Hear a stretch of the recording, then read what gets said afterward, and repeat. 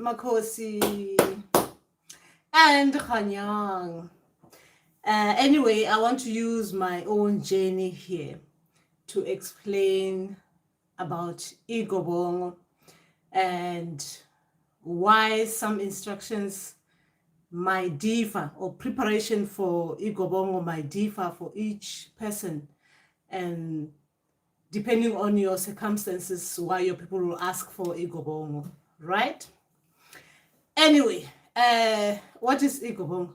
Ooh. Spider just flying through. Look, can you see it, spider? Can you see it? Ooh, landed on my dress. There.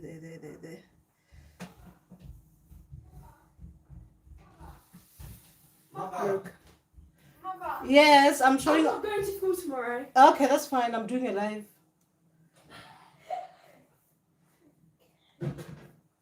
Okay. All right. I was just showing you a spider because I just started doing a video and it's just coming through. So I had to show it. Anyway, I'll start afresh. I want to talk about Igobongo, the totem, identity, and Bakgalaka, or Bakalanga, or Bakalanga.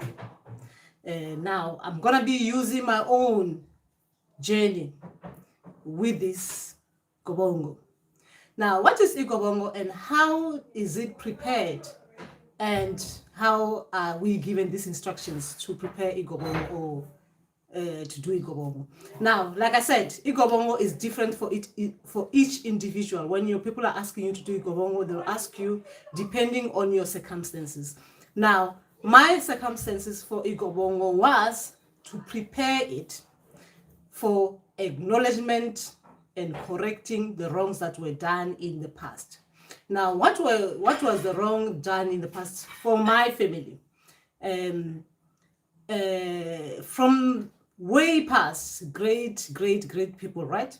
The reason why I've got Mandawu spirits, the reason why I've got Mandawu ancestors, the reason why I've got Bakalanga, the reason why I am Bakgalaka, the reason why I'm Bakgalanga, right? In the past, remember that this is to acknowledge something that needs to be corrected in the family tree, something that needs to be corrected. Remember that when we were starting on this journey, we tend to talk about root chakra, throat chakra, all those chakras. Now, we are focusing on the root chakra with this one, because root chakra is about understanding who you are, right? And having no shame of who you are, having no shame of the circumstances that made you to be what you are, just acknowledging that fact, right? For identity purpose, for you to move further up spiritually. Root chakra has to be grounded, has to be strong, has to be in balance, right? That is what I'm going to be talking about. Now, I was asked to prepare Igobongo. Now, from where I come from, we do not use the word Igobongo, right? We do not use the word Igobongo. The word Igobongo have never actually even come, I've never come across it until I started on this spiritual journey. And the people who were asking me to prepare Igobongo for this, what I'm going to be talking about in this video, were my Zulu ancestors, talking about the Bakgalanga ancestors, meaning that I need to prepare something for the acknowledgement and correcting the wrong of the past of my Bakgalanga ancestors. Do you see what I'm talking about here? You are given instructions by your ancestors. Sometimes not the ancestors who require that Igobongo. It could be the ancestors, like I'm saying, the Zulu ancestors are the ones who came with the word Igobongo. It's not the word that we use in my vocabulary, in my language. So it was asked of me, for my family, to create it, to prepare it, in order to acknowledge the wrongs of the past. Now, this is where there are differences on how we prepare Igobongo.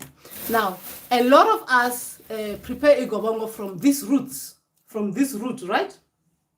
I'll show you the root. A lot of people use this root to prepare Igobongo.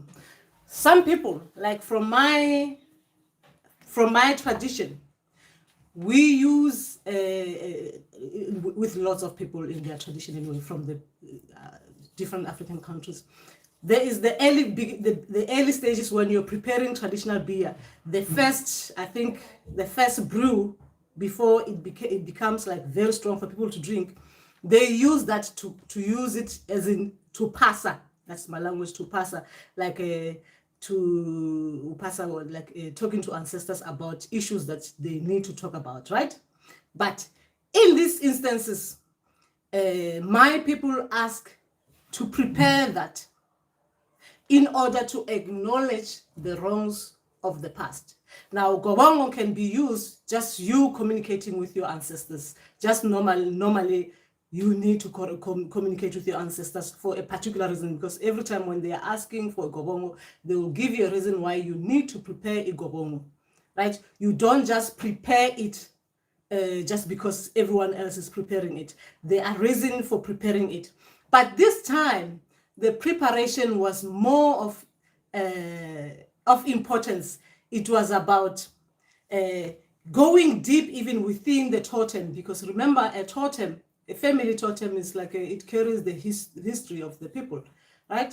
The history of the people, where they come from, what they've come across, what they have been using, any issues that they've encountered on their way to where they are.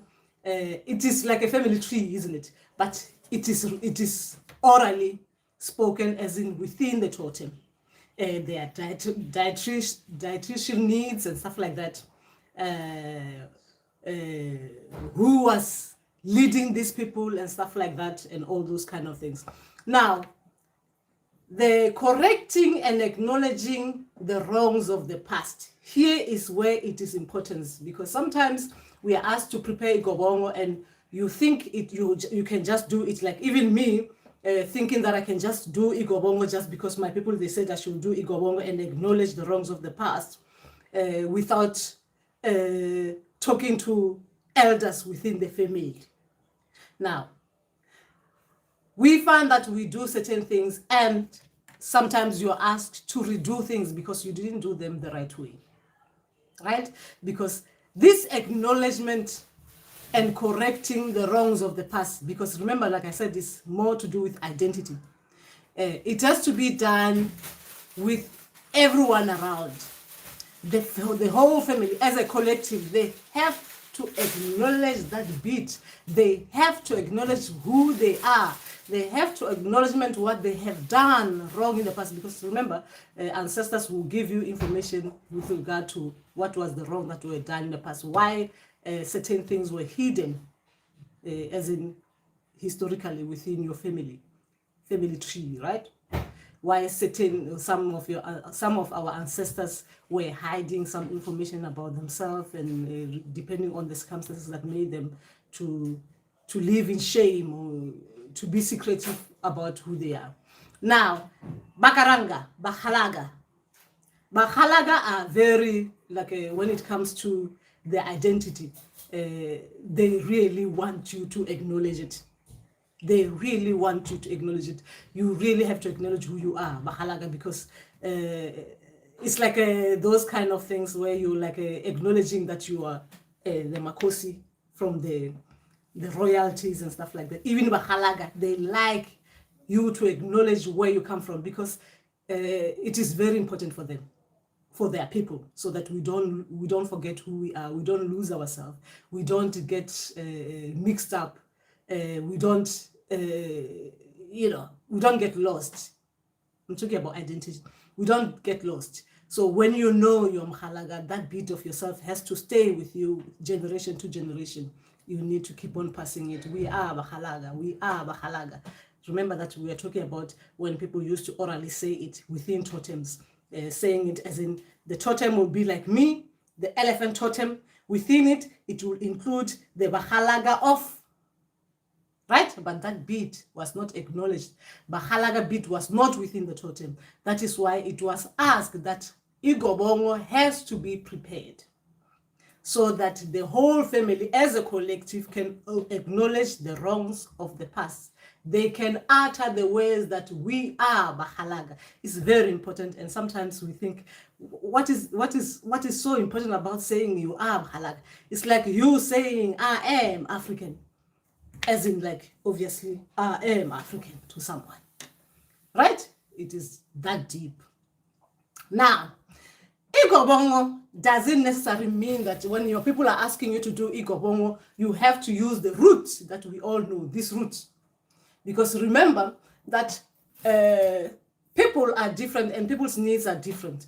Some people, they do not need to use this, the root. Your people can ask you to do Igobongo, prepare it, and even show you how to prepare it using the root that they want you to prepare. But circumstances sometimes will make you not to use the Gobongo as instructed, as they showed it to you. So you use an alternative like mine, because of the family that I was dealing with. Well, I'm talking about my family here. Remember, I'm using my own experience to explain this. The family that I was dealing with, they do not use roots, stuff like that. Obviously, there is that problem, isn't it? Identity crisis issue. So we had to use, as an alternative for Igobongo, to use water, right? Water, instead of boiling, doing this Igobongo and preparing it the way that some people prepare it, as instructed by your ancestors, your spirits and guides. We use water to prepare this. Now, using it and acknowledging that bit that they want us to acknowledge. Remember that this acknowledgement is very important. Now, this is where we go, number 2. Now, remember I told you that is for identity purposes. Number 2 is that when people are coming in your family, remember that traditionally, they're coming through the door. They can say, we are coming through the Tlogolo's door. I'm using the totem, my totem. We're going through the Tlogolo's door. But when you're Bakgalaka, they have to say, we are going through Bakgalaka's door. Like when someone is knocking into your family home, that means they are being welcomed by the Bakgalaka. That means if that is not acknowledged, that means when people are coming in, they are actually even confused coming in. Who is actually receiving these people? It's very important traditionally. It's very important historically, as in preserving the history of the people as the collective. Now, where the totem come into it is that when you're being told by your ancestors that you have to acknowledge a bit of your past, something that is very important for your past, as in identity-wise, that means even in the totem, if the totem, obviously we know some totems, they start with where you're coming from, what you used to do, what the people's skills were, what they've come across, if there were issues, what they are now doing, where they are now, and who bore them, and stuff like that, right?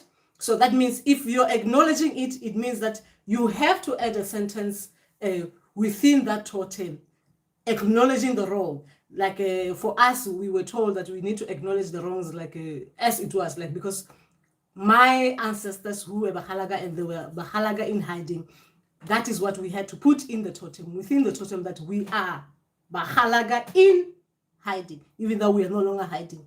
But that bit has to be acknowledged. That means it's going to be passed for the next generation to know that, okay, at some stage within the family history kind of thing, when we are passing history, you know, like orally passing, or even in books or whatever you write your family history, it has to be written that this Bakgalaka at some stage in this generation, they were in hiding. They hid that bit of their identity. So it's written. The new information is written within the totem. That's the most important bit of it. Now, why I'm talking about it as Igobongo is because Igobongo for the family means that this has to be a collective, this has to be acknowledged, this has to have witnesses, and that you can't just be like, it's just you, your mother and your dad, your grandfather and your grandmother, and your siblings acknowledging that bit of yourself. So it has to be acknowledged and has witnesses, because it's a big thing within the family.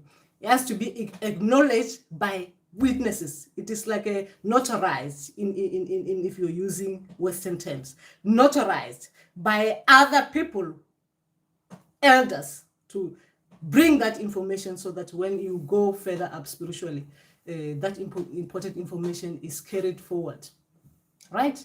That is the most important thing. So when you are asked to do Igobongo, and remember that Igobongo can be done using the herbs, or you can do it depending on your needs. You can use an alternative. Ancestors, they allow for that fact that you can use an alternative for Igobongo, right?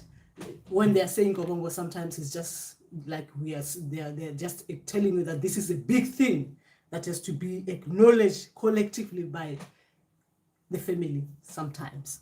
Not only you on your own, but the family. But they will show you, like I said, it is depending on each individual needs, but they will show you.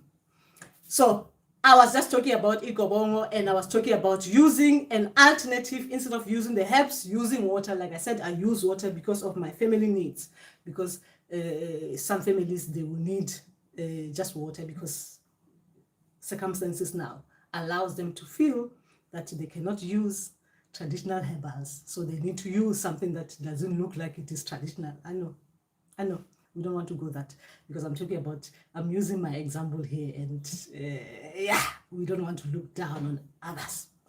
Anyway, how are you? It's been a long time since I've seen you live. Let's see, how are you getting on? I was just using that example to bring that. And don't mind me, I'm wearing my black and white. Black and white is my family colors, right? My family colors is nothing spiritual. It is, obviously, it is traditional, spiritual. If it's traditional, we're going indigenous, it will be spiritual. This is black and white, my family color, and Bakgalaka. That is my Bakgalaka traditional black and white color. Yeah. So anyway, where were we? Oh, Ndawe, Mrs. Pringle. Ndawe Zarme, let me grab some doom in the presence of spiders. Okay. And Srivastava, hello. Ndawe, can I ask a question? I have a question. Okay, answer my, okay. All right. Okay, someone is insulting. How is YouTube allowing this kind of things? Anyway, okay. Okay, all right. Zarame is saying you are being racist and disrespectful. I believe the door you entered in this live session from has a golden ticket to the exit point. Be respectful or leave this classroom. Yeah. Yes, we're gonna find those people. We'll find them everywhere. Yes, we are very proud Africans here. That's why we're even talking about this. It's very important for our roots. Our roots to be grounded. The root chakra to be strong. That bit of ourselves has to be very strong. Meaning that irrespective of all the blowing winds, all the heaviness of the rain coming through, you will stay grounded. That is why our ancestors, our spirits, our guides, and God, the source, will bring out this information so that we stay grounded. This is nothing else but for people to be grounded. When you're grounded when it comes to the history of your people, or grounded when you know the tree, your family tree, you're grounded in that regard. Now, the reason why I'm even talking about this Bakgalaka, these were my family Bakgalaka from Zimbabwe. Remember, I went to Zimbabwe a long time ago, and now I've only just concluded that bit of my history with this acceptance bit of things. Now, Spiritually now, you see me when I'm going to be going further up spiritually now. I'm explaining now. I'm leaving the Bakgalaka tree, family tree. Now I'm joining in the Zulu family tree, which is the Zulu ancestral family tree, where the history is given by the ancestors themselves. So you will see me talking about that because I've just gone to do the spiritual alignment, where you go to a particular spot, retracing your ancestral footsteps, so that when information comes in, it will be like you've walked their walk now. They've seen you walking where they used to walk, and they're excited now. They start revealing information about their history, because some of us, because of circumstances that made us move different places, our history is, we don't know it as we're supposed to know it. Even our totems, like you're seeing that I'm talking about this thing, adding a sentence to our totem. A lot of our history, a lot of things have been taken out, a lot of things have been hidden, a lot of things, have been there in plain sight, but not being acknowledged. So that is why we tend to have to go and acknowledge that bit. And it's very important that when we as healers, when we're talking about, you've heard people talking a different language in your dreams, or you were speaking to them, I'm talking about ancestors, you're speaking to your ancestors in this language, and you don't get information right on the spot, you're given information after a long time, you tend to understand why you have this kind of ancestors from this particular place or from this particular area. And then the information is given nicely for you to share, right? For you to now create your own family tree, proper family tree given directly by the ancestors, the people who lived before you, the people who bore you. Remember that when I'm talking about ancestors, I'm talking about the people who I'm coming from their lineage, right? So they've given information up to where I am, right? So they've given me information. They've made me retrace their footsteps up to the stage that I'm in, up to my generation, so that information is straightforward. Right now, when you're given another, then as well you put it together, then you understand, okay, when I said abalozi, what does it actually even mean? Where are abalozi? When you're from this other bit of the world, then you start to understand, all right, so this is why information is given like this. Oh, this is why I have to do these rituals. Remember, when I'm talking about rituals like Igobongo, is a ritual, isn't it? You're asked to prepare something for a particular reason at a particular time, to correct something, or to acknowledge something, or to accept something, or to add to something, right? Or to communicate your needs about something. So it really depends on each person's journey. So for this, I was only using my own journey when it comes to Igobongo. So that is all. And I think I've done my part, and we will talk again. And Ndauwe,